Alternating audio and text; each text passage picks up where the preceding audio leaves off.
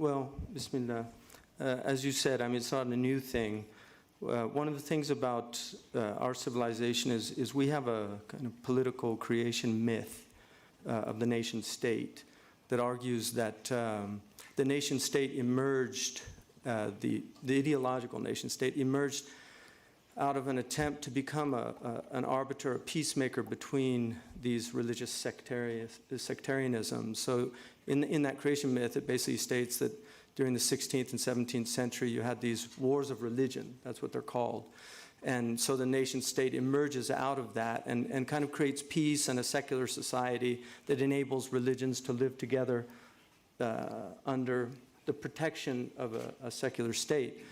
If you read William Cavanaugh's book, The Myth of Religious Violence, I think he makes a very strong historian's argument. And he argues in there that political scientists rarely admit this fact, but historians do, that religion does not play the central role in the violence. In fact, in the religious wars of the 16th and 17th century, you had periods where the Catholics were fighting Catholics, and you have periods where the Catholics actually allied with the Lutherans against other Catholics.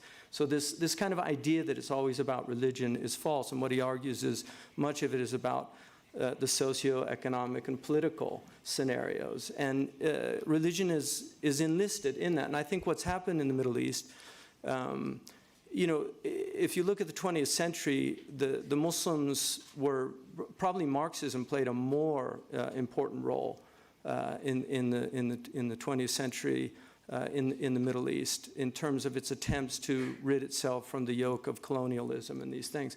But a lot of these Marxists, and lest us, you know, forget that the Palestinians were, it was all Marxist movements, you know, that transitioned into the Islamist approach to dealing with these problems. So I think that it's important that we see that religion historically is enlisted in violence that's much more to do with the socio-political and economic problems of a region. And I think for right now, the Muslims, we have a serious crisis because what's happened is what I would call traditional Islam, and I think people you know, who understand the history of Islam will note that the Muslims have been one of the exceptional religious civilizations that enabled other religions to live peacefully amongst them. I mean, this is simply a fact. The Ottomans had a multicultural civilization, and this was part of their understanding, that they were there to protect these other religions. They called them dhimmiyun, and there's a lot of attacks on the idea of dhimmatud, but the meaning of dhimma was the protected group. And they really saw it. And this is why you still have churches they're being destroyed by these people that really are, this is a perversion of Islam.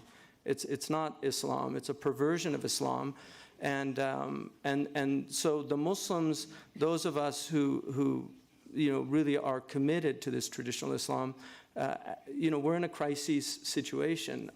And undeniably, Islam is increasingly being portrayed as this monolithic monster that's threatening to gobble up the West, which I think is absurd. I mean, I think Nazi Germany was, the comparison is odious, or even to the fascists who, I mean, their technology, their organization. The Muslims can't get trains to run on time like Mussolini.